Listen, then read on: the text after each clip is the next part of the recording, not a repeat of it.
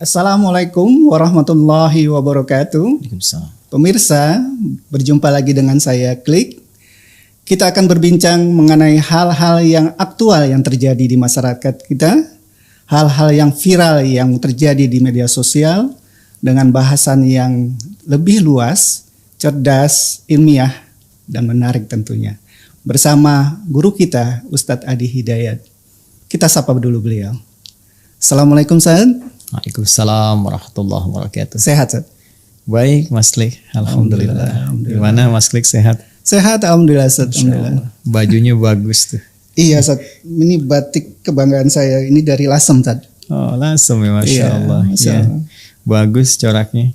Konon ada yang bilang batik itu singkatan dari bak titik katanya.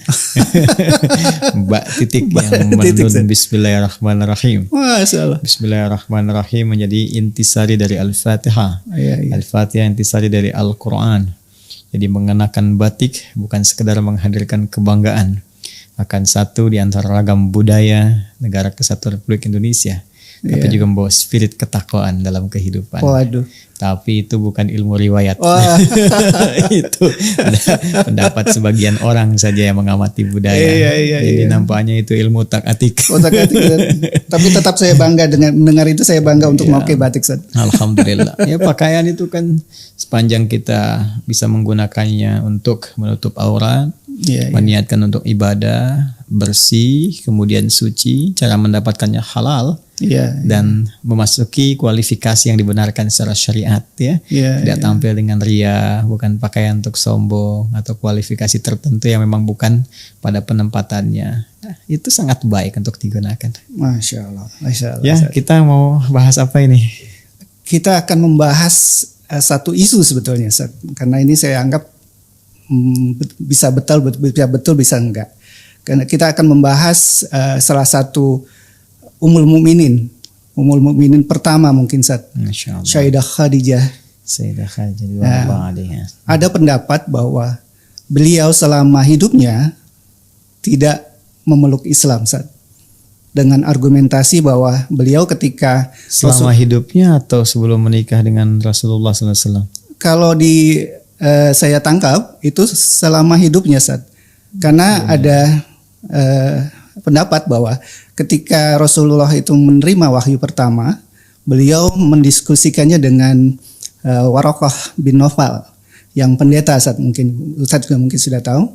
Dan argumentasi kedua bahwa selama Sayyidah Khadijah hidup, Rasulullah tidak poligami, Ustadz. Berarti kan ini sepanjang hidup beliau berarti. Iya. Ini gimana Ustadz pendapat Ustadz? Itu yang berpendapat demikian orang Islam atau bukan? Masya Allah.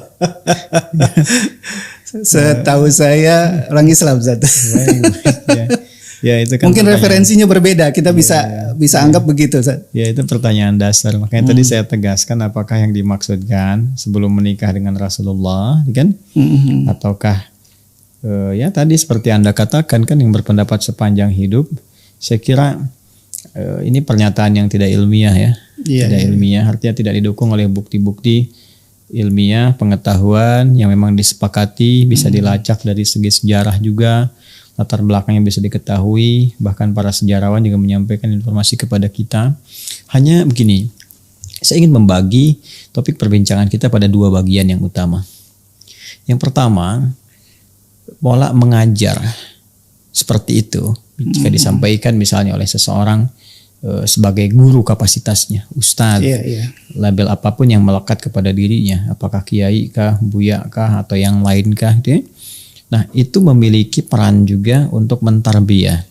Tarbiyah itu bukan sekedar mentransfer informasi, ya kalau cuma transfer informasi taklim namanya, tapi juga harus menghadirkan perawatan terhadap informasi yang disampaikan, memastikan kebenaran akan informasi yang disampaikan sehingga diterima dengan baik oleh murid, tidak salah mengambil kesimpulan, ya, juga menjelaskan dengan seutuhnya sehingga bisa ditangkap menjadi pengetahuan yang kemudian dengan itu jadi pedoman untuk mengamalkan, bertindak, bersikap, berperilaku. Dasarnya kan begitu ilmu itu. Dari data jadi informasi, jadi pengetahuan, jadi bimbingan untuk berperilaku, jadi pedoman untuk berkehidupan gitu. Nah, jadi guru juga, kenapa di Arab itu juga ada istilah dengan nama murabbi gitu kan? Ada ustadz kan, kemudian juga ada murabbi, karena ada di situ kesan tarbiyah, bukan hanya ada kesan taklim. Makanya di jurusan pendidikan itu kan ada di sekolah-sekolah atau kampus-kampus Islam itu jurusan fakultas tarbiyah wa ta'lim, kan? Nah, tarbiyah itu memberikan kesan pendampingan, bukan hanya transfer informasi. Nah, jadi kalau kita hanya menghadirkan satu bentuk silogisme yang kita sendiri meragukan kesimpulannya, kan? Bahkan tidak memberikan satu kepastian dari kesimpulan itu dan menyerahkan kepada anak didik atau objek pengajaran, kan? Bahkan kita tidak bertanggung jawab dengan apa yang disimpulkan. Nah, itu dipertanyakan. Betul. Ya, untuk sekedar menjadi pengajar pun dipertanyakan gitu. Ya, sekarang kalau Anda misalnya tadi memberikan satu kesan misalnya, ini Nabi SAW menikah dengan salah satu seorang perempuan yang sangat mulia, kan? Selama hidupnya beliau tidak berpoligami, berkonsultasi kepada seorang pendeta misalnya. Kemudian yang ada pada masa itu tipikal masyarakatnya umumnya berpoligami, cuma itu yang tidak, itu kan? Nah, ini kira-kira agamanya apa? Iya, Misal, tapi Anda tidak memberikan dari silogisme ini, dari premis-premis yang ada, tidak memberikan sebuah arah untuk menjelaskan sebuah kesimpulan. Lalu kemudian ada yang menjawab misalnya Kristen misalkan, dijawab demikian. Tapi ini tidak memberikan arah kesimpulan yang benar. Bukan saya yang mengatakan, Anda yang mengatakan. Jadi Anda sendiri ketika menyampaikan premis itu, Anda ragu gitu. Dan berlepas diri dengan jawaban orang lain. Lalu tidak memberikan arah mana kesimpulan yang benarnya. Tidak melacak secara ilmiah sejarahnya seperti apa. Beritanya bagaimana, dari mana didapatkan informasi. Ketika dicek seperti apa. Nah, ini saya memberikan penilaian bahwa ini adalah pola ajar yang tidak tepat. Cara mengajar yang tidak dibenarkan. Dan ini bisa menyesatkan. Ya, ini bisa menyesatkan cara berpikir, bisa merusak ya tata kelola logika. Seperti begini misalnya. Saya berikan gambaran. Ini yang paling parah ya. Kalau kita kesankan begini jadi lebih parah dengan skema yang sama. Saya berikan kepada Anda begini misalnya. Ada teroris nih. Ya. Setiap dia akan mengebom misalnya dia mengucapkan Allahu Akbar. Lalu dia punya buku tentang jihad. Ya, celananya cingkrang misalnya, kan? Dia berjenggot. Kira-kira agamanya apa? Iya. Pengiringan opini jadi. Baik, jadi Anda ingin mengarahkan kepada sesuatu, lalu mengesankan bahwa teroris itu punya ideologi, punya agama, ya kan? Ini kan sangat berbahaya. Lalu terbawalah di kesan masyarakat bahwa ini teroris tuh agamanya ini dibawa terus diberitakan terus sehingga melekat dalam benak masyarakat bahwa kalau disebutkan teroris so pasti begini, pasti begitu, ya. Ini sama saja kalau kita mau guyon misalnya, ini ada yang suka pisang itu kan monyet, ngupasnya misalnya dengan genap. Itu kan kalau monyet ngupasnya genap, kalau ganjil anak monyet misalnya gitu kan. Terus kalau misalnya kita tanyakan kalau ada orang ya kita nggak bilang orang, kalau ada yang suka pisang misalnya kan si A suka pisang, cara bukanya ganjil, berarti apa tuh? Kan Anda nggak bisa katakan anak monyet gitu kan. Nah, itu sederhana. Jadi ini yang saya katakan premis yang salah gitu kan, dihadirkan membangun silogisme yang keliru, akhirnya kesimpulannya rusak. Gitu, ini sangat berbahaya. Saya tidak ingin batasi dalam satu materi itu saja yang tadi Anda sampaikan, tapi saya ingin berkata bahwa cara mengajar seperti ini nggak tepat gitu. Anda membuang sebuah kesimpulan, melemparkannya pada audiens, tapi tidak memberikan sebuah jalan untuk menyimpulkan dengan cara yang benar. Dan Anda berlepas diri dari itu. Jadi ketika ada yang mengatakan, oh tadi Ustadz mengatakan agamanya ini, oh enggak, saya nggak mengatakan itu, yang mengatakan Bapak itu. Saya cuma bertanya kepada Anda. Ini artinya kan berlepas diri dari sesuatu, ya. Ya sama saja kalau saya bawa mungkin dengan bahasa yang lebih tegas lagi, atau bahkan nanti ada nuansa yang di atas tegas gitu kan. Nah, ini kan sama saja dengan ketika setan disoal di hari kiamat. Ini ya Allah yang menyebabkan saya tergelincir begini-begini. Dia berkata kan, oh saya kan tidak pernah paksa Anda. Anda sendiri yang ikut. Saya kan cuma memberikan was-was, cuma ngajak, itu pun halus, gak pernah maksa. Ini kan cara berpikir yang salah gitu Pak. Gitu kan?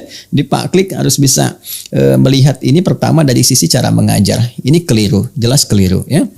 Yang kedua, kita harus lacak perbandingan secara ilmiah. Jadi ilmiahnya bagaimana? Nah, sudut ilmiah itu kan hal yang terkait dengan pengetahuan dasarnya informasi. Berarti kita harus lacak dong informasinya dari sumber-sumber yang terpercaya, validitasnya bagus, otentisitasnya bisa dipertanggungjawabkan. Ya, karena itu kalau Anda berbicara Sayyidah Khadijah, nanti juga tadi disebutkan Waraqah bin Naufal dan sebagainya, gitu kan? Nah, kita sekarang bisa melacak dari referensi-referensi yang bisa dipertanggungjawabkan. Pertama kita yang sepakati dulu ya, tentunya Al-Quran. Itu dasar yang paling utama. Ya, kita sepakat, bahkan Al-Quran pun men-challenge siapapun yang meragukan otentisitas Al-Quran sebagai firman Allah, silahkan sejak dulu. Sejak itu diturunkan, sejak muncul tuduhan bahwa itu adalah kreasi Nabi, produk Nabi, ya, hasil daripada syair dan sebagainya, itu di-challenge oleh Al-Quran dan tidak ada satupun yang mampu mendatangkan seperti Al-Quran. Sehingga semua yang merasakan kelemahan untuk bisa menantang menghadirkan seperti Al-Quran dan pada akhirnya puncaknya mengakui kebenaran Al-Quran. Jadi kalau ada seorang yang sekarang ingin men-challenge Al-Quran, menantang gitu kan, atau membuktikan kebenarannya, sebetulnya agak terlambat walaupun diperkenankan, silakan. Dan akhirnya saya ingin membawa kepada sebuah kesepakatan bahwa sumber pertama kita bisa lacak lewat Al-Quran. Satu. Yang kedua yang objektif juga tentunya dari sejarah, ya, sejarah tapak tilas perjalanan yang bisa kita lacak, dalam bahasa Arab disebut dengan sirah, gitu kan? Sirah, jadi bisa dilihat terus sampai ketemu ke titik yang kita akan bahas itu. Nah, saya ingin cerita sedikit ya, menyampaikan bagaimana Al-Quran memberikan sebuah informasi yang sangat valid kepada kita, karena ini yang menyampaikan adalah Allah Subhanahu wa Ta'ala, pencipta semesta, termasuk kita semua, dari sebelum ada, sedang berkehidupan, sampai berakhir, sampai kembali kepadanya. Baik, dan ini bisa diuji, bisa dicek, silahkan ya, lewat referensi manapun. Baik, saya ingin katakan begini sebelum masuk ke Sayyidah Khadijah, bahwa terdapat komitmen dari semua nabi yang pernah diutus untuk membawa risalah dan berdakwah di muka bumi, mendekatkan manusia pada petunjuk Allah sehingga kembali kepada fitrah dan diangkat menjadi rasul. Dalam pengangkatan sebagai nabi dan rasul ini, maka mereka diambil komitmen oleh Allah Subhanahu wa Ta'ala. Dan ini disebutkan nanti di surah ketiga Ali Imran di ayat 81. Ya, apa komitmennya? Allah berfirman, "Wa idz akhadallahu mitsaqan nabiyyina lama ataitukum min kitabin wa hikmatin thumma ja'akum rasulun musaddiqun lima ma'akum latu'minunna bihi wa latansurunna qala aqrartum wa akhadhtum ala dhalikum isri qalu aqrarna ya qala fashhadu ana ma'akum minasyahidin." Baik, dan ingatlah ketika Allah Subhanahu wa Ta'ala mengambil komitmen perjanjian ya dengan para nabi yang diangkat, ya, ditetapkan sebagai nabi, sebagai rasul, kemudian untuk membawa risalah dan berdakwah, membawa pesan-pesan Rabbani, ya kan? Mendekatkan umat kepada Allah. Apa perjanjian yang dibangun itu? Bersamaan dengan pengangkatan kalian sebagai nabi, sebagai rasul, Allah memesankan kepada mereka, mereka harus punya komitmen untuk membantu, menolong, menguatkan seorang rasul penutup yang akan menyempurnakan risalah yang akan mereka bawa. Kalau masa mereka bersamaan dengan Rasul itu sedang berdakwah, bersamaan Rasul terakhir penutup ini tiba, maka harus semua punya komitmen untuk membantu Rasul itu, menguatkan risalahnya, karena dia akan membawa risalah yang menyempurnakan Rasul-Rasul sebelumnya. Maka mereka berkata, siap ya Allah, kami berkomitmen. Ya, kami berkomitmen, kami siap membantu, menolongnya. Qala fashhadu ana ma'akum minasyahidin. Maka saksikan, kata Allah, kepada semua nabi rasul yang dilantik, diangkat jadi nabi dan rasul. Aku bersaksi bersama persaksian kalian semua. Jadi satu-satunya nabi rasul yang disertakan komitmen untuk menolong, menjaganya, ya, kemudian mensupportnya dalam misi tugasnya adalah nabi terakhir yang diutus untuk menyempurnakan semua risalah-risalah yang pernah dibawa nabi-nabi sebelumnya. Dan dahsyatnya risalah nabi ini disebutkan, diinfokan dalam setiap nabi yang diutus. Ya, dari setiap membawa risalah. Ini sangat menarik. Siapa nabi ini? Nah, kemudian yang menarik diberikan isyarat oleh Nabi Ibrahim dan Nabi Ismail alaihissalam. Ya, saat masa Nabi Ibrahim, Nabi Ismail alaihissalam, keduanya berdoa setelah diperintahkan meninggikan kembali pondasi Ka'bah yang sempat bangunannya hancur terkena banjir di masa Nabi Nuh alaihissalam. Masa Nabi Nuh alaihissalam terdapat banjir besar, itu kan, tersapu bagian atas Ka'bah, tersisa pondasi. Pondasi itu disebut qawaid. Kalau banyak satu kaidah, kalau banyak itu qawaid. Kan? Nah, itu ada 4 bagian sisi Ka'bah sehingga dijamakkan menjadi qawaid. Dia mesti ditinggikan kembali, ditinggikan, bahasa Arabnya yarfa'. Ya, maka di Al-Baqarah ayat 127 ya, Allah menyampaikan firman-Nya, yang memberikan gambaran tentang kisah ini terjadi. Wa idh yarfa'u Ibrahimul qawa'ida minal bait ya wa Ismail, dan ingatlah, pelajarilah ketika Nabi Ibrahim dan Ismail mendapatkan perintah dari Allah meninggikan kembali pondasi Ka'bah yang sempat hancur, kan? Nah, setelah selesai itu semua, keduanya berdoa. Berdoanya ada di ayat 127, 128, 129. Yang paling menarik di ayat 129 surah Al-Baqarah. Keduanya lantas berdoa memohon kepada Allah agar nabi terakhir, ya, yang disebutkan oleh Allah supaya mengambil komitmen menolongnya, membantunya, mensupport, membawa risalah penyempurna itu. Karena ini nabi terakhir yang penyempurna, yang terbaik, yang paling istimewa, maka meminta kepada Allah lahirnya pun di dekat tempat yang paling istimewa, yaitu dekat Ka'bah. Maka keduanya bermohon, Rabbana wab'ats fihim rasulan minhum yatlu 'alaihim ayatika wa yu'allimuhumul kitaba wal hikmah wa yuzakkihim innaka antal azizul hakim. Ya Allah, mohon utus nanti seorang rasul yang terbaik sebagai penutup penyempurna risalah, yang kami mengambil komitmen dengan itu, perjanjian denganmu, yang lahirnya nanti dekat Ka'bah di kalangan masyarakat yang berkehidupan di sini. Nggak ada satupun rasul yang lahir di dekat Ka'bah posisinya kecuali Nabi Muhammad SAW. Ya, betul. Ya, kalau Nabi Ismail itu wafatnya di situ dekat, tapi lahirnya bukan di situ. Nabi Muhammad lahir di situ. Ya, Mas Klik saat umrah gitu kan, atau haji, ya kita kan pernah tunjukkan kan, ya dari Grand Zamzam belok kanan tuh, ya begitu ke kanan ada Jabal Qubais, istana itu, belok kan ada pos satpam tuh ya. Gate Ismail seberangnya, pintu 26 lurus tuh, kalau Mas Lik lihat sebelah kanan ada kipas angin di atasnya yang warna hitam tuh yang besar. Tuh kalau Mas Lik hitung ada 37 kipas angin tuh sampai ujung. Saya pernah hitung 1, 2, 3, 4 sampai ujung tuh. Ya, belok ke kanan sedikit, tarik garis lurus ke Babu Salam, itu ada satu bangunan krem, Al-Maktabah Qadimah sekarang disamarkan jadi perpustakaan klasik itu ya, yang warna krem, yang sampingnya ada tempat ngambil air zam-zam pakai keran yang ada jerigen, yang dijual, kecilnya 5 real, besarnya 10 real. Itu ya, itu Nabi Muhammad lahir di situ. Jadi artinya apa? Saya ingin katakan, Nabi yang diambil komitmen, ya semua Nabi diambil komitmen oleh Allah untuk membantu, menolong, mensupport Rasul terakhir menyempurnakan risalah yang dimaksud Nabi Muhammad SAW. Dan itu menariknya diinfokan dalam setiap risalah. Begitu Nabi Musa bertugas, di kitab beliau di Taurat disebutkan. Jadi Musa menyampaikan alaihissalam kepada umatnya.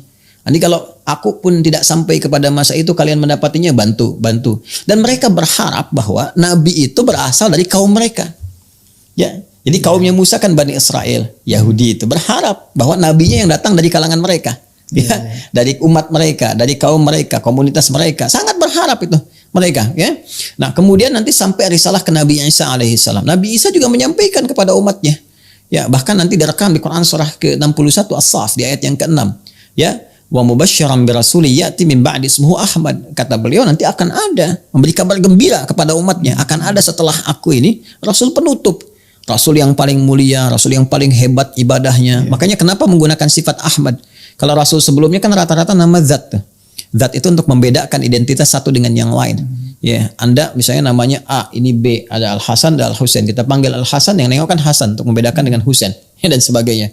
Tapi kalau kita katakan nama sifat, itu segala kemuliaan yang melekat kepada zat. Ya, seseorang misalnya rajin, jujur, pintar, itu sifat. Mas Klik jujur, jujurnya sifat. Ya, nah itu nama yang melekat pada Rasul terakhir ini, semuanya nama sifat untuk menunjuk kemuliaannya. Ya, dia disebut dengan Muhammad SAW 4 kali disebutkan dalam Al-Quran.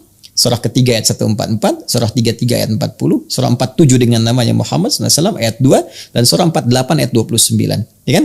Nabi Isa menyebutnya dengan Ahmad, Quran surah 61 ayat yang ke-6. Itu sifat semua. Jadi kalau Muhammad menunjuk kepada sifat sosial yang dalam, yang penyayang, yang sangat memaafkan, yang sama hewan tuh begitu penuh kasih sayang. Bahkan kalau mau nyembelih pun kata beliau, tajamkan dulu pisaunya dan jauhkan hewan yang akan disembelih yang lain supaya tidak melihat dan gak stres itu kan. Kemudian kepada tumbuhan jangan rusak, sangat penyayang.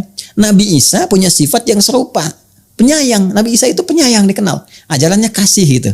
Nabi Isa alaihissalam. Sehingga sebagian menduga umat ini Nabi yang terakhir. Kata Nabi Isa bukan. Nanti kalian harus bantu. Aku kasih kabar gembira. Akan ada Nabi yang terakhir. Lebih hebat dibanding dengan Nabi-Nabi sebelumnya. Dari sifat kasihnya. Bahkan, ini dia. Pengabdiannya kepada Allah. Sifat seseorang pengabdian kepada Rabbnya. Itu kalau sifat biasa disebut hamid. Sekali tahajud, sholat, biasa hamid. Tapi kalau mubalaghah, superlatif, tahajudnya rajin sampai kaki bengkak, baca Qur'annya luar biasa, mendekatnya luar biasa, maka berubah jadi superlatif Ahmad. Maka Nabi Isa menunjukkan Rasul terakhir, bukan saya. Ada lagi yang lebih hebat, ibadahnya dahsyat, walaupun dijamin masuk surga, sholatnya luar biasa, ibadahnya sangat tinggi, dan itu dibuktikan. Ya, siapa lagi selain Nabi Muhammad SAW? Nama sifat. Ya. Ya, kan disebutkan di Al-Bukhari bagaimana satu rakaatnya berapa banyak dibacakan sampai kaki bengkak dan sebagainya. Mas Klik tahajud satu rakaat mata bengkak gitu. Ini Nabi tahajud satu rakaat kaki bengkak dia. Nah, jadi yang melekat kepada Nabi Muhammad itu semua nama sifat, Al-Mahi, Al-Kafi, Ahmad, ya, kemudian Muhammad. Nah, jadi jangan ditafsirkan oh ini karena di Al-Qur'an ada nama Ahmad berarti nabi terakhir namanya Ahmad. Ya, maka setiap yang namanya Ahmad berpeluang jadi nabi. Enggak begitu. Itu enggak paham Quran namanya. Enggak paham. Nah, Nabi Isa pun memberikan kabar gembira. Bahkan dia menyampaikan, ya. Nah, jarak Nabi Isa ke Nabi Muhammad itu kan kurang lebih 600 tahun. 600 tahun kurang lebih gitu. Jadi bukan fase yang terlalu panjang. Ya, sedangkan beliau pun punya murid-murid. Punya murid-murid yang dengan murid-muridnya pun mengambil komitmen. Ya, murid-muridnya diambil oleh Nabi Isa alaihissalam, komitmen dengan mereka supaya mereka menolong risalah Nabi Isa alaihissalam, membantu Nabi Isa menyebarkan risalah, sekaligus menyampaikan pesan yang berantai terus ya kepada generasi setelahnya bahwa nanti akan ada nabi baru, cirinya begini, tandanya begini, ada cap kenabian nanti di punggungnya, nanti ada begini, tahu semua itu. Ya, dan disampaikan perjanjian di surah Ali Imran jelas mereka disebut dengan Hawariyun. Ya, kemudian mereka mengatakan kami siap menolong, kami siap memaksimalkan itu, ya kan? Maka mereka disebut kemudian dalam bahasa Arab yang sifat untuk menolong tanpa pamrih dengan sempurna disebut Nasara namanya. Nasara. Kalau tunggal disebut Nasrani, ya kan? Itu asalnya. Makanya beda antara Kristen dengan Nasrani itu beda. Kristen itu bahasa Arabnya Masihi. Nasrani berbeda, ya. Makanya nanti ada perbedaan. Tapi ini ilmiah, sangat ilmiah. Nanti kita akan bisa lihat. Jadi jangan terjemahkan Nasrani dengan Kristen, beda. Kristen itu bahasa Arabnya Masihi. Ya, awas nih, hati-hati ya, hati-hati nih. Nanti harus detail sekali nih. Ya, harus detail sekali nanti. Nah, kita kemudian masuk, ya, maka mereka disebut dengan Nasrani. Nasrani karena menolong risalah Nabi Isa alaihissalam. Nah, maka berada apa risalah Nabi Isa itu? Membawa risalah tauhid. Ya, menuhankan Allah Subhanahu wa taala, mengatakan bahwa saya hamba Allah, bukan surat Maryam. Ya, ayat 31 sampai dengan 33 mengatakan saya hamba Allah, ini Abdullah, kan? Allah memerintahkan saya wa ausani bis shalah waz zakah, gitu kan? Ya, Allah memberkahi saya dimanapun saya berada, ya, wa ja'alni mubarakan aina ma kuntu wa ausani bis shalah waz zakah. Ya, kemudian memerintahkan aku berbakti kepada ibuku dan sebagainya. Terus, ya, menunjukkan hamba. Jadi membawa risalah tauhid, mendekatkan umat kepada Allah Subhanahu wa taala, memberi kabar gembira bahwa akan ada nabi penutup setelah saya, disampaikan oleh beliau kepada murid-muridnya. Maka Hawariyun kemudian bertebaran, Nasrani yang tadi mengatakan bahwa kami akan menolong agama Allah, ya. Nahnu ansarullah. Mereka berkata di surah Al-Imran mengatakan nahnu ansarullah, kami adalah penolong-penolong agama Allah, kami siap membela ya Nabi Isa dan sebagainya. Maka bertebaran mereka membawa berita gembira itu, terwariskan satu dengan yang lainnya. Di sisi lain keturunan Yahudi, di sisi yang lain mereka sudah mengetahui sejak zaman Nabi Musa terwariskan, di Taurat juga disebutkan, sampai bahkan mereka itu sampai ada yang komen begini. Kalau Anda lihat dalam sejarah, ini ada kitab bagus ya, ini disebutkan kepada Syekh Sya'rawi, As-Sirah An-Nabawiyah. Ya. Ini diantaranya beliau menginformasikan bahwa ada komentar orang Yahudi sendiri di Madinah sampai mengatakan kami itu sudah tahu tanda kenabian berdasarkan riwayat dari orang tua kami yang sampai ke kami. Bahkan kami lebih mengenal tanda-tanda kenabian anak yang akan jadi nabi dibandingkan anak kami sendiri. Dan kalimat itu kemudian ditegaskan dengan turunnya Al-Baqarah ayat 146. Quran surah kedua ayat 146. Alladzina atainahumul kitaba ya'rifunahu kama ya'rifuna abna'ahum wa inna fariqan minhum la yaktumunal haqqa wa hum ya'lamun. Ya. Ya, dan sungguh orang-orang itu, mereka itu orang-orang Yahudi pada masa itu mengetahui tanda kenabian. Bahkan seperti mereka mengenal anak mereka sendiri. Ya, di komen sekitar orang-orang Yahudi pada saat itu mereka mengetahuinya. Bahkan mereka mengatakan kami lebih kenal tanda kenabian bahkan melebihi anak-anak kami. Ya, kalau Anda baca sirah ini panjang sekali tapi pembukanya sangat menarik untuk kita ulas. Ya, maka apa yang terjadi? Maka para ruhban, rahib-rahib, kan? Kemudian pendeta-pendeta yang kita sebut pendeta ya dalam masa itu gitu dari kalangan Nasrani, ini yang disebut dengan agama Hanif.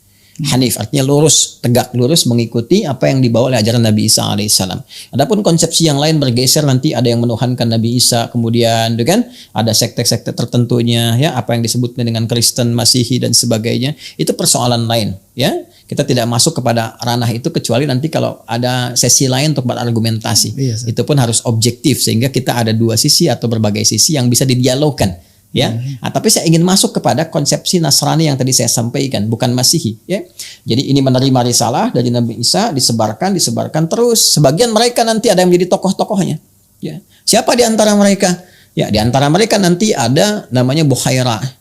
Ya, Bukhaira mungkin pernah dengar ya.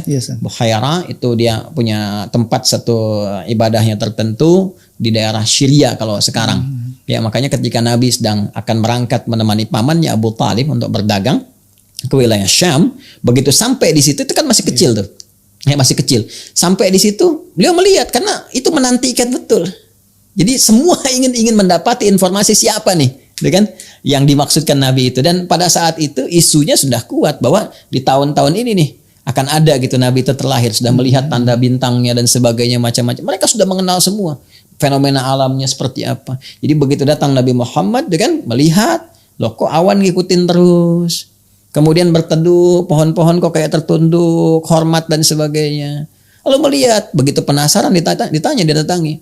Ini anak siapa katanya kan? Lalu pamannya berkata, ini anak saya. Ya, nggak mungkin katanya, karena anak ini pasti bapaknya itu sudah meninggal saat dalam kandungan.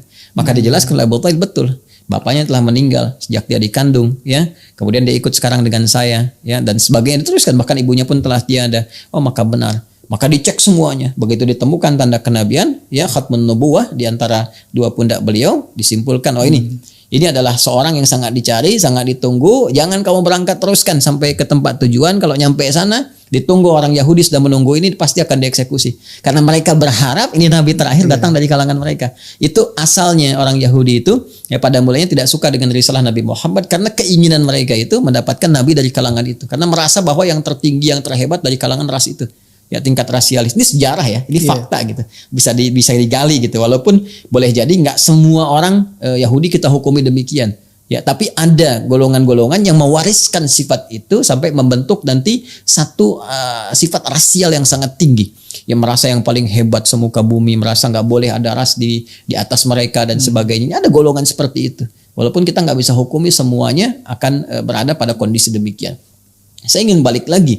Jadi mereka mengetahui. Tadi Bukhaira atau George juga mengetahui, akhirnya memberikan satu isyarat untuk pulang. Dan itu sebelum diangkat jadi nabi. Diangkat jadi nabi usia berapa tahun? Ya, 40 tahun. Ya, ditahbiskan jadi nabi, dia rasul usia 40 tahun. Artinya kan masanya sangat jauh tuh. Ya. Dari sisa itu. Ada yang menyebutkan riwayat itu 12 tahun ketika berangkat. Kalau 12 tahun saja ambil yang paling jauh berarti kan 28 tahun sebelum diangkat jadi nabi rasul, kan? Jadi kalau kita katakan ada yang menyebut usia 12 tahun dibawa untuk menemani ya paman nabi itu, kemudian berangkat, artinya kan 28 tahun sebelum risalah, sudah kenal semua. Kita belum sampai ke masa Sayyidah Khadijah, belum sampai ke masanya Waraqah bin Naufal. Jadi dari dulu pun orang sudah kenal. Dan kita harus sepakat bahwa ada memang ya pemeluk-pemeluk Nasrani yang agamanya itu membawa risalah tauhid, mempertahankan itu yang disebut dengan Hanif. Ya, Hanif tegak lurus pada risalah yang dibawa oleh sebelumnya. Walaupun yang lain sudah pegang, ada yang Kristen, ada yang Yahudi, ada yang macam-macam, ada yang politeisme, tapi ada yang memegang teguh risalah Nabi Isa yang tadi yang terwariskan dari kalangan Hawariyun tadi. Dan dia menunggu. Ya, begitu datang, nanti kita akan lihat. Ya, siapa lagi di antaranya? Ketika kita teruskan misalnya sampai ke masa Nabi Muhammad SAW menjadi pribadi yang sangat mulia, dewasa, jadi pemuda. Lalu secara singkatnya kemudian diuji ya oleh Sayyidah Khadijah, melihat nih orang baik sekali, bagus sekali, attitude-nya macam-macam. Lalu dia tugaskan pelayannya Maisarah ya untuk mencoba membawa barang dagangannya. Itu kan sudah tahu sebetulnya. Ya, dan siapa Sayyidah Khadijah itu? Ternyata ketika kita melacaknya, itu termasuk kalangan Hanif. Ya, artinya Hanif itu memegang teguh ajaran para nabi sebelumnya lewat tadi riwayat yang sampai dari orang per orang yang sampai kepada beliau dan seterusnya. Sehingga dipegang teguh. Dan itu menunggu juga nabi yang datang di masa itu. Itu termasuk sarjana Taurat tuh. Artinya sangat tahu Taurat ya. Kemudian mencoba untuk mengecek informasi Bukit Tursina seperti apa ini, bagaimana dan sebagainya. Ya kan? Nah, sering juga beliau bertanya kemudian ya kepada saudara jauhnya dari ayahnya yaitu Waraqah. Warakah itu kan sepupu tertua dari bapaknya. Jadi Khadijah itu Khadijah binti Khuwailid. Ya, Khuwailid ini bin Asad, Asad bin Abdul Uzza. Abdul Uzza ini saudaranya Abdul Manaf, kakek Nabi SAW. Sedangkan Warakah bin Nawfal bin Asad bin Abdul Uzza. Ya, jadi masih saudara, masih kolega. Ya, siapa Warakah bin Nawfal ini? Warakah bin Nawfal itu termasuk Imam Nesotarian. Nesotarian itu divonis sesat oleh kalangan gereja Kristen. Ya, kenapa? Ya, karena salah satunya membawa misi tauhid. Kalau yang kita cek informasi yang umum terdapat kan menilai bahwa ini Yesus atau Isa alaihi salam itu memiliki dua kepribadian, pribadi manusia dan pribadi ketuhanan, kan? Yang tingkat tertingginya adalah memahami ini bukan Tuhan, ini seorang nabi. Jadi sifat ketuhanan yang dimaksudkan adalah risalah kenabian, sementara dirinya sebagai manusia. Itu divonis sesat oleh gereja Kristen. Ya. Jadi Warakah bin Nawfal itu yaitu Nasara. Ya, jadi memegang teguh riwayat-riwayat sebelumnya. Apa dalil dan buktinya dari situ? Kalau didapati bahwa Warakah bin Nawfal ini bukan seorang Kristen tapi seorang Nasrani, memegang teguh risalah yang datang sebelumnya, kita cek. Ya, ketika Nabi Muhammad SAW singkatnya menikah dengan Sayyidah Khadijah dan ditemukan tanda-tanda kemuliaan itu, lalu puncaknya setelah usia 40 tahun beliau bertahanus di Gua Hira, mendapati kemudian malaikat Jibril datang dan beliau belum mengenalinya pada saat itu, datang ke rumah. Istri menemukan keadaan demikian, kekhawatiran, bawanya kemana? Konsultasi. Yang paling dekat ya saudara sepupu. Karena yang lain-lain kan politeisme semua. Masuk ke Abu Jahal. Kan gak masuk akal. Kan, mereka belum masuk ke Abu Sofyan pada saat itu kan gak mungkin gitu. Karena ini di luar pakem yang ada pada saat itu di masyarakat Quraisy. Yang didatangi siapa? Yang ada Warakah bin Nawfal. Karena kenapa? Warakah pun membawa informasi yang datang sebelum-sebelumnya. Mereka tahu. Ya, jadi kan tadi saya sampaikan di Yahudi sudah viral akan ada Nabi datang tanda-tandanya begini. Di Nasrani pun sudah viral akan Nabi datang tanda-tandanya begini. Dan mereka tahu di kitab mereka. Sedangkan Warakah Imam Nesotarian tahu di kitab mereka ada tandanya ada. Maka dibawalah Nabi Muhammad SAW datang untuk memastikan ini bukan yang di kitab kamu disebutkan, kan? Ya, sementara dari sejak usia 12 tahun tadi Nabi Muhammad SAW sudah diketahui oleh Buhairah. Buhairah sudah tahu lebih awal, kan? Nah, Sayyidah Khadijah mendapati itu, ya, bertemu dengan malaikat Jibril, dibawa dipastikan apakah ini yang dimaksudkan, benarkah demikian? Ya, maka ketika Nabi dalam keadaan gundah, Sayyidah Khadijah mengatakan, ya suamiku sayang, kau itu penyambung silaturahim, gak pernah menyakiti orang, jangan khawatir. Kalau dalam bahasa kita, aku selalu bersamamu dalam suka dan duka. Ya, mari kita tanyakan ini, ya, kepada saudaranya. Makanya disebutnya kan Ibn Akhi gitu kan, datang ke Nabi Muhammad dikenalkannya, datang kepada Warakah yang sudah sepuh pada saat itu, disampaikan. Beliau mengalami begini-begini, bercerita. Ya, disampaikan Nabi Muhammad mengatakan saya mengalami begini. Lalu disimpulkan itu namus. Namus itu nama lain dari malaikat Jibril. Dalam riwayat pada saat itu. Itulah namus yang datang kepada Musa. Itu malaikat Jibril. Ya, kamu diinfokan akan datang begini. Dan semua tanda melekat kepada dirimu. Maka disampaikanlah berita yang sampai yang viral. Dari sejak Nabi Musa, bahkan Nabi Ibrahim sebelumnya. Ke Nabi Isa menyampaikan. Terus dicatat sampai ke mereka itu.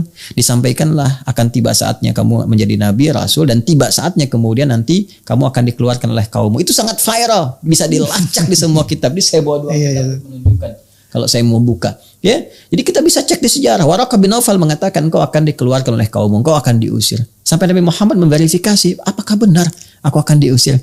Ya, kata Warakah bin Nawfal itu akan terjadi karena disebutkan riwayatnya. Ya, engkau akan diusir, tapi aku bermohon pada Allah, kalau masa aku diperkenankan dan sampai di masa itu aku akan menolongmu. Karena tadi ada perjanjian sebelumnya, ya kan? Yes. Maka di sini sudah gugur statement yang mengatakan bahwa Warakah bin Nawfal itu seorang Kristen itu pun sudah salah. Beliau Nasrani. Dan Nasraninya Hanif, memegang teguh risalah Nabi Isa dan masuk Islam pada saat itu. Artinya mengambil risalah Nabi Muhammad, menyempurnakan keadaan dirinya, selesai. Ya, kemudian Sayyidah Khadijah bagaimana? Sayyidah Khadijah jelas perempuan pertama yang masuk Islam. Ya, setelah mendengar semuanya itu yakin beriman pada Rasulullah SAW, membantu dakwahnya, mensupport luar biasa, mendampingi dalam setiap suka dan dukanya, jelas sekali. Ya.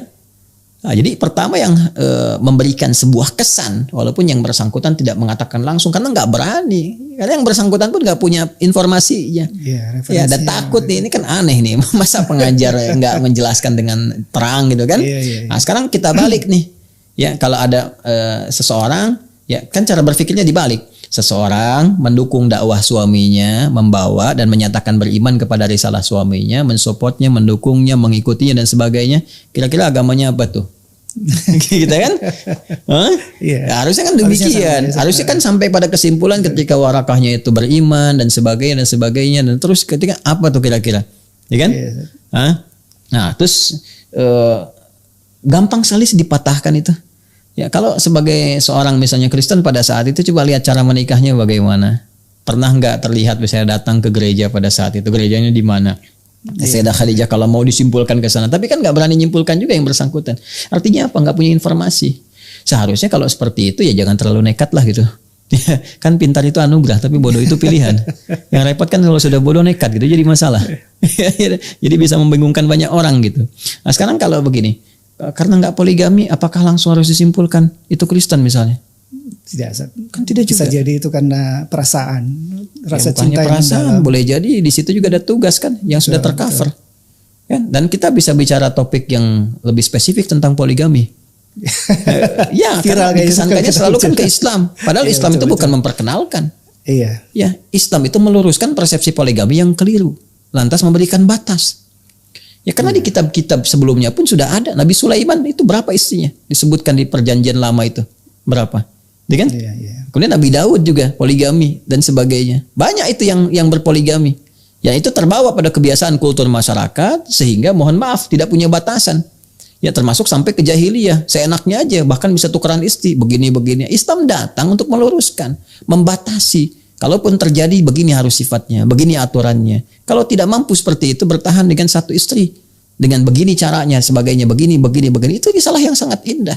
Dibandingkan kamu harus berzina, ya saya tidak akan menggunakan istilah jajan, ini tidak. Kalau bandingkan kamu berzina, mengotori diri sendiri, mencemari keturunan dan sebagainya, diatur oleh Islam.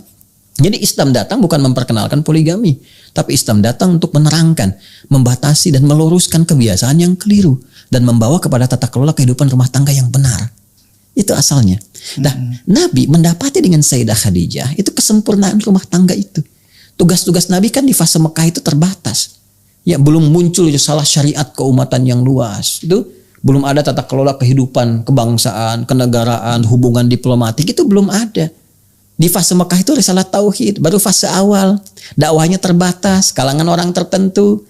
Yang ada kurang lebih 40 orang dikenal dengan as-sabiqunal awwalun. Tantangan tinggi, dakwah baru dimulai, mana sempat Nabi kepikiran poligami.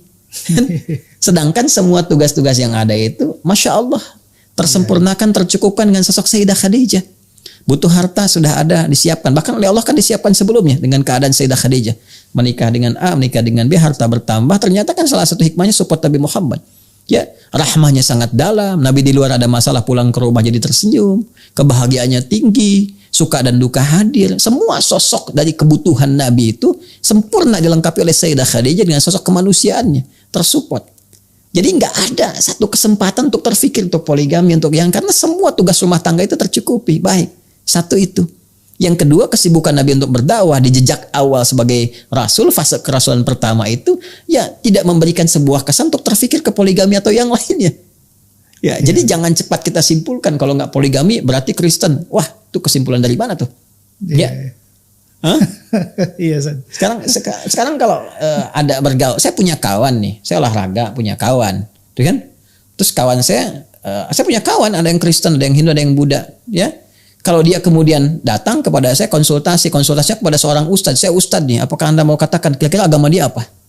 Iya. Karena nggak bisa langsung katakan dia seorang Muslim, tidak kan? Harus kita cek dulu. Ya sama juga dengan ketika seseorang tidak poligami bukan berarti dia Kristen. Ya karena di Islam pun ajaran poligami ada monogami juga ada. Ya kan kalau dia monogami jangan Anda katakan dia Kristen. Di Islam monogami ada ketentuannya. Kalaupun Anda mau poligami ketentuannya begini. Jangan sembarangan berzina, jangan mengkhianati istri. Ini poligami enggak. Monogami tapi pasangan di luar itu banyak sampai 7, 8, 9, 10 sebab itu kan sesuatu yang tercela gitu ya. Jadi kalau Anda mau katakan monogami di Islam ada konsepsinya. Monogami seperti ini. Ya, kalaupun Anda misalnya ada satu tugas, ada kebutuhan dan macam-macam, tapi begini syaratnya, aturan ketatnya begini, ini ya begini dan sebagainya. Di Islam datang memberikan aturan-aturan sehingga sempurna tata kehidupan. Jadi silogisme yang dibangun dengan premis-premis ini nggak monogami, ini nggak poligami, kehidupannya itu monogami, terus konsultasinya kepada pendetanya Kristen, tapi nggak dijelaskan nih orang siapa, apakah benar Kristen atau Nasrani, nggak poligaminya karena kenapa dan sebagainya. Langsung dibuat semacam citra umum sehingga memberikan sebuah kesan, langsung kesimpulan begini. Ini kan sesuatu yang salah. Silogisme yang keliru, tata cara berpikir yang salah, tidak memberikan kesimpulan dan nggak berani menyimpulkan. Menurut Anda bagaimana? Iya. Nah, jadi saya mau simpulkan bahwa yang pertama, tidak tepat mengatakan bahwa Sayyidah Khadijah ya seorang yang bukan muslim, ya seorang yang bukan hanif, tidak, karena saya melihat yang bersangkutan pun tidak mengatakan demikian. Ini jangan pernah menyimpulkan beliau ibunda umat Islam, ibunda mukminin, ummul mukminin yang sangat luar biasa, memegang teguh ajaran hanif, tidak pernah beliau kemudian terlibat dalam penyembahan berhala, tidak pernah ikut-ikutan minum-minuman keras dan sebagainya, ya tidak pernah masuk dalam lingkaran kebudayaan jahiliyah yang sangat kotor, sangat terjaga. Saudara sepupunya juga orang-orang yang sangat baik, termasuk Waraqah bin Naufal, sangat terhormat. Dan ketika mendapati Nabi Muhammad pun itu luar biasa. Diskusinya dengan saudarinya, sahabatnya itu Nafisah, Sayyidah Nafisah sangat luar biasa. Konsultasinya sampai menemukan jalan yang terang, sampai dipinang oleh Rasulullah, sampai berkehidupan. Tetap sampai akhir hayatnya sebagai muslimah yang sangat mulia. Dan Nabi memberi kesaksian. Saya mau tanya begini. Anda kalau muslim, berarti kan syahadatnya asyhadu alla ilaha illallah, asyhadu anna Muhammadar Rasulullah kan? Iya, Ustaz. Jelas kan? Berarti Anda harus punya keyakinan kepada Rasulullah. Jelas kan? Iya. Yakin kepada Allah, yakin kepada Rasulullah, mencintai Nabi, beriman kepada risalah. Iman yang keempat kan kepada Rasul. Rasul kita Nabi Muhammad. Sekarang Nabi Muhammad kalau menyampaikan sesuatu kita harus yakini kan? Betul. Nabi sendiri yang mengatakan Khadijah itu Masya Allah perempuan beriman yang sangat luar biasa, dijamin surga, ditempatkan di surga dan sudah mendapati tempat yang terbaik di surga. Sebagai keyakinan kita sebagai muslim, orang beriman. Jadi kalau Nabi menyampaikan beliau muslimah, tempatnya di surga, luar biasa, dan Anda mengatakan sebaliknya, berarti dipertanyakan keislaman Anda. Iya. Saya sesuatu yang sangat berbahaya. Jelas ya? Iya, merinding saya kalau ditanya begitu, Ustaz. Ya. Masya Allah. Masya Allah. Kurang lebih demikian. Allah Iya. Ta'ala alam bisawab. Mungkin jadi kuncinya kita harus lebih memahami sirah, belajar sirah lebih dalam, Ustaz, supaya kita juga mengenal kemuliaan dari apalagi keluarga Rasulullah SAW. Iya, kita harus banyak membaca, menggali referensi dengan cara yang benar, tentunya objektif. Ya kita bisa buka ya apapun yang ingin kita gali gitu kan. Tapi ya proporsional sajalah gitu kan. Ya jangan kita membawa kepada misi-misi tertentu, keinginan tertentu. Ilmu itu kan sifatnya netral. Rasa kita yang membedakan untuk menerimanya. Kita membawa ke arah mana gitu ya. Nah, jadi di sini penting untuk kita garis bawahi bahwa tadi yang saya sampaikan, saya kalau mau tampilkan ayat banyak sekali. Betul. Di Al-Maidah ada, itu kan di ayat 82-nya, kemudian di Ali Imran juga ada, kita bawa ke yang lainnya. Tapi kejujuran itu kan dasarnya gitu. Ya ilmu itu kan kalau nggak jujur bahaya gitu. Ya kalau nggak jujur bahaya. Nah ini saya ingin memberikan gambaran, ini kan standar gitu di kitab ini Rahiqul Maktum ya, karya Syekh Mubarak Furi yang ini dinisbatkan kepada Syekh Sya'rawi, walaupun beliau itu sebetulnya kan menyampaikan, tapi murid-muridnya yang menghimpun kata-kata beliau sampai dituliskan, seperti Al-Imam Syafi'i dinisbatkan kitab Al-Um kepada beliau nggak nulis langsung, tapi muridnya kemudian yang menuliskan, dinisbatkan kepada Al-Imam Syafi'i. Ini termasuk yang paling bagus lah ini ya, informasinya sangat luar biasa gitu kan, detil, akurat. Ini As-Sirah An-Nabawiyah Syekh Al-Imam Ad-Da'iyatul Islam Muhammad Mutawalli Sya'rawi. Ya, saya dapat tipoli dulu. Ngelihat kitabnya langsung Iya, saya udah baca ini tentang Sayyidah Khadijah, tentang Waraqah bin Naufal itu siapa, ininya kemana dan sebagainya. Bahkan kalau Anda klik Google saja, Google kan netral. Google netral. Coba deh klik Waraqah bin Naufal. Itu imamnya Imam Nestorian. Nestorian itu siapa? Dari abad kelima Nestorius itu siapa? Kemudian pahamnya bagaimana dan sebagainya. Sampai dicap sesat gitu kan. Sama konsili sekian gitu kan disebutkan di dalamnya. Jadi saya ingin kita terbuka, dan Islam tuh indah gitu. Setelah faktanya terbuka pun Islam tidak mengatakan wajib masuk Islam, tidak. Ya, Islam mengatakan la ikraha fiddin, tidak ada paksaan untuk memeluk Islam. Lakum dinukum waliyadin, apa yang Anda yakini silahkan, yang kami yakini kita saling menghormati, masing-masing membawa konsekuensi ketika berpulang kepada Rabbnya. Sangat objektif kan? Iya, betul. Nah, jadi saya kira demikianlah. Jadi pesan saya yang ingin saya sampaikan yang pertama pada para pengajar juga, jujurlah gitu. Jujur, kemudian berhati-hati menyampaikan statement.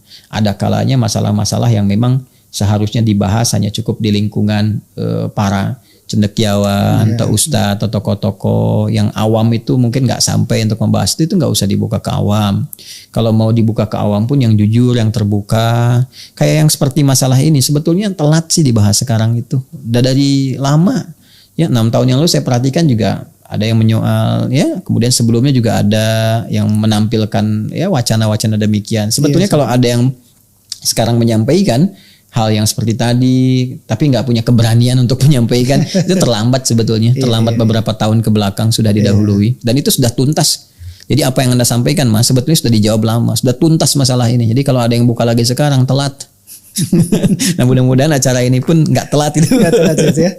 Saya kira itu Mas Klik ya. Allahu a'lam bishawab. Jadi pesan saya kepada setiap ustadz ya, kita ataupun pengajar atau siapapun jujur dengan informasi itu, objektif, ya kan? Kemudian juga mesti menyampaikan secara terang informasi yang ada. Lalu relativisme itu dikurangin lah. Kalau ada kebenaran mutlak itu disampaikan, jangan semua serba relatif. Jadi kalau ada yang ngajar relatif itu udah nggak usah diikutin, tinggalin aja majelisnya. Karena apa yang dia sampaikan itu relatif juga. Ya, jadi kita bisa katakan ustadz relatif nih. Ya, jadi saya kira itu masyarakat makin cerdas. Semoga iman kita dikuatkan dan bersyukurnya kepada Allah. Ya, sisi lain selalu ada hikmah. Jadi dengan ada yang seperti ini, alhamdulillah kita bisa belajar lebih jauh, bisa mengenal, bisa mendalami dan menguatkan keimanan kita pada Allah Subhanahu wa taala. Masya Allah. Terima kasih Ustaz bincang-bincangnya. Pemirsa, demikian bincang-bincang kita dengan guru kita Ustadz Adi Hidayat.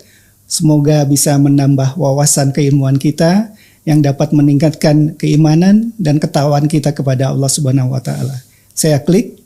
Berjumpa lagi nanti. Assalamualaikum warahmatullahi wabarakatuh. Assalamualaikum warahmatullahi wabarakatuh.